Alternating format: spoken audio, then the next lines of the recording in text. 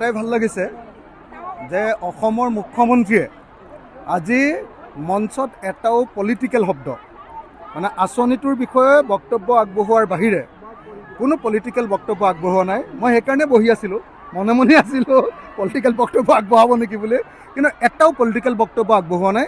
অৱশ্যে তেখেতে কেইটামান প্ৰতিশ্ৰুতি দিছিলে, তলাতল ঘৰ প্ৰকল্পটো, তাৰপিছত দিখৌ দলংখন আৰু হেৰিয়াৰ যমুনাখনৰ খনন আৰু আমাৰ কি কয় আমাৰ দৰিকাখনৰ গোটেই কামটো কৰি দিম বুলি সেইকেইটা কথা ক'ব বুলি আশা কৰিছিলোঁ। কৈ থৈ যোৱা নাই, সেইকেইটা ভৱিষ্যতে কৰাই ল'ম বছ।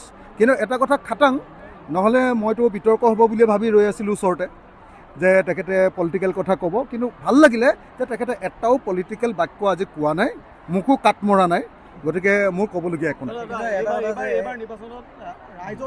মানে শিৱসাগৰত খেলিম আৰু শিৱসাগৰত জিকিম আৰু পিছতো দেখা যাব ন। এতিয়া মই আসনকেইখনৰ নাম ক'ব নোৱাৰোঁ, বেয়া হ'ব, চলি আছে। আৰে মই হ'লোঁ অসমীয়া জাতীয়তাবাদৰ অসমীয়া থলুৱা মানুহৰ আটাইতকৈ গৰ্বিত প্ৰতিনিধি আৰু অসমীয়া থলুৱা খিলঞ্জীয়া মানুহৰ 1 নম্বৰ হেডকোৱাৰ্টাৰখনৰ নাম হ'ল শিৱসাগৰ। গতিকে মই শিৱসাগৰত খেলিম, শিৱসাগৰত জিকিম। আৰু আকৌ এটা কথা কৈ দিছোঁ, মইতো সেইকাৰণে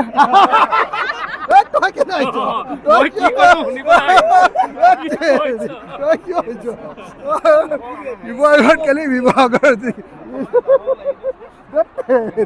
আৰু এটা কথা মই এইটো সদায় মুখ্যমন্ত্ৰীক কওঁৱেই যে আপুনি জালুকবাৰীত এই বাহিৰৰ বেংগলী মানুহ, বিহাৰী মানুহ, মাৰোৱাৰী মানুহ আনি জিকি আছে, এবাৰ শিৱসাগৰত আহক না। ইমান খিলঞ্জীয়া খিলঞ্জীয়া কয়, খিলঞ্জীয়া ঠাইডোখৰত একবাৰ শিৱসাগৰত মুখ্যমন্ত্ৰী আৰু মই একেলগতে খেলোঁ।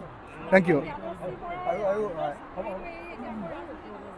ডক্টৰ জ্ঞানশ্ৰী বৰাই তেখেতৰ এছিষ্টেণ্ট প্ৰফেচাৰ পদটো গোৱালপাৰা কলেজত কৰি আছিলে, কেমেষ্ট্ৰি ৰসায়ন বিভাগৰ। খুব চোকা ছোৱালী, কালি তাই পদত্যাগ কৰিছে, ইস্তফা দিছে আৰু সিদ্ধান্ত লৈছে যে কাইলৈ 11 বজাত জ্ঞানশ্ৰী বৰাই ৰাইজৰ দলত যোগদান কৰিব।